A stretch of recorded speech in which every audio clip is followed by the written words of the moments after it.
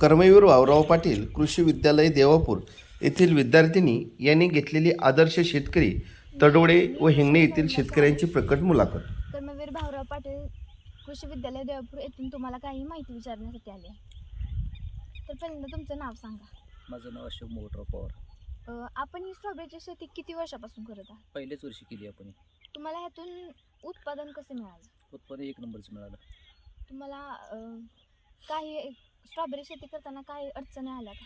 सुरुवातीला अडचणी म्हणजे आपण नवीनच असल्यामुळे थोड्याशा अडचणी येणारच की, कारण आपण ही सुरुवातीला ही मदर प्लॅन म्हणून केला होता प्रयोग. म्हणजे ह्याच्यापासून आपण रोपं तयार केली होती आणि रोपं गेल्यानंतर राहिलेल्या झाडापासून म्हणजे त्या मदरपासून आपण आता फळाचं उत्पादन घेतले. स्ट्रॉबेरीसाठी कोणती जमीन घेतली आहे?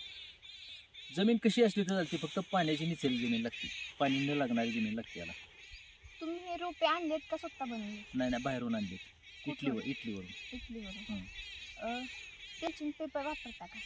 प्लॅस्टिक मल्चिंग पेपर ह्याला जे मदर प्लॅन्ट आहे त्याला चालत नाही. ह्या स्ट्रॉबेरीला पाणी किती वेळा देता?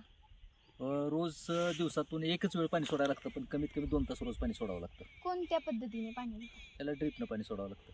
ड्रिपनं. तुम्हाला ह्यातून किती म्हणजे टेम्परेचर वाढलं तर टेम्परेचर मेंटेन करायसाठी पण मायक्रो स्प्रिंकलर वापरावा लागतो, त्यानं मग मेंटेन होतं ते. साधारणपणे ह्याला खर्च किती येतो? त्यात आपलं सर्वसाधारण एक 15 गुंठ्याचं क्षेत्र आहे. 15 गुंठ्यासाठी आपला खर्च आला 4-4.5 लाख रुपये. स्ट्रॉबेरीला फुलोरा कधी येतो, म्हणजे कोणत्या महिन्यात? तसं नाही, ह्याचं कसं होतं, आपल्या ह्याची जी लागण आहे का ना तुमच्या मदर प्लॅन्टची, ह्याची जूनला लागण केली जाते. जून, जुलै, ऑगस्ट, सप्टेंबर, ऑक्टोबर पण ह्याची रोपच तयार होते ती, आणि ऑक्टोबर नंतर रोपं गेल्यानंतर ह्याची फळं तयार होते ती. आणि ह्याची रोपं तयार म्हणजे केली असते ती, ही रोपाची आपण लागण केली की 1 महिन्यातच त्याला मोहर निघते. किती क्षेत्रात तुम्ही स्ट्रॉबेरी केली? 15 गुंठ आहे फक्त. तुम्हाला ह्या स्ट्रॉबेरीतून अपेक्षित काय उत्पादन मिळालं? आपल्याला तसं उत्पादन अपेक्षित नव्हतंच काय, म्हणजे किती निघते काय ह्याचा आपल्याला अंदाज नव्हता, पण चांगल्या पद्धतीने आपल्याला साथ दिल्यामुळं म्हणजे वातावरणानं आपल्याला जवळजवळ ह्याच्यातून एक 13-14 लाख रुपये उत्पादन मिळाले. तुम्ही ही स्ट्रॉबेरी कुठे विकली?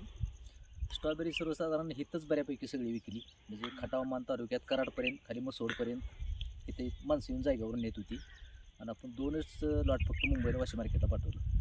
दर किती स्ट्रॉबेरी? दर आपल्याला मार्केटला मिळाला 430 रुपये, आणि हिथं आपण विकली 350 रुपये. तुम्ही ह्या स्ट्रॉबेरी शेतीसाठी मनुष्यबळ कसे उपलब्ध करता? मनुष्यबळ असं उपलब्ध करते, आपल्या इथं गावातूनच आपल्याला 4 बायका बांधलेली मिळते, ते आपल्या सर्वसाधारण 3-4 महिने बांधलेली कामाला होते. तुम्ही नवीन स्ट्रॉबेरी शेतीदारासाठी काय सल्ला द्याल? तसं जर पाहिलं तर 10 एकराच्या घालमेली म्हणजे शेतीच्या उलाढाली करण्यापेक्षा 10 गुंठ शेती केली परवडेल स्ट्रॉबेरीसाठी. ही शेती फायदेशीर आहे का? सगळ्यात 1 नंबरची शेती ही फायद्याची. तुम्ही मला ही माहिती दिल्याबद्दल मी तुमचे आभार मानते. खर्च 18 लाख रुपये आला. 3.5 एकर आहे ना, 4 एकर बागचा. हा, मी डबल केलं. त्यातून खर्च आणि तुम्हाला नफा किंवा तोटा किती होतो? बाजार भावावर अवलंबून असतं सगळं. त्यावेळेसचा बाजारभाव काय आहे? आता ह्या वेळेचा बाजार भाव आहे 120 रुपये. एक म्हणजे एक्सपोर्टचा 140, 100-150 पर्यंत आहे.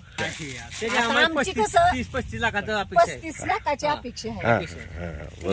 नेहमी नाही, प्रत्येक वर्षी निसर्गावर आता डाळिंबीची माहिती ही तुला सगळं पुसलं नाही गेलं पाहिजे, आणि ते असं नष्ट पाहिजे तेव्हा ते मार्केटमध्ये त्याला व्याजीव आहे. म्हणजे साफ क्लीन असेल तर ते नाही जास्त दिवस टिकत नाही, आणि हे युरोपपर्यंत जास्तपर्यंत टिकलं पाहिजे लष्टर. यातून असं तोडला पूर्ण गड तोडला तर त्याला मार्केट नाही. त्यामुळे क्लीन असा माल पाहिजे, एकदम क्लीन पाहिजे मला. हा तुम्हाला हा कसा दिसतो एकदम दूध, आणि काय असंच राहिलं पाहिजे. हा गड थोडं बघा, हा दुधी दिसतोय, हा थोडासा बघा असा फोडला पाहिजे दिसतोय. असं नाही पाहिजे, एकदम असा दुधी मध्ये पाहिजे सगळा पूर्ण. आम्हाला तर सरांनी सांगितलं ते जास्त पाण्यात हा, आणि हे जे म्हणतात ना ते केमिकल असतं, केमिकल नसतं, नॅचरल आलेलं असतं ते. कमीत कमी 40 दिवस आधी सगळी रासायनिक औषधं बंद केलेली असते ते. त्यामुळे हे केमिकल नसतं, हे नॅचरल आलेलं असतं, ग्लो असतं याला म्हणजे दुधीमध्ये. त्यामुळे हा पाहिजे, ब्लस्टर याला म्हणतात, हा पाहिजे. ते बेजारसाठी वापर जातो, तो पण काही घातक नसतो, तो बेजारसाठी केमिकलमध्ये बुडवून त्याचा वापर केलेला असतो बेदाणे बनवण्यासाठी. पण हे याच्यासाठी रासायनिक काही नसतं, आधी 40 दिवस बंद केलं असतं, हे सगळं ऑर्गॅनिक मध्ये केलेलं आहे.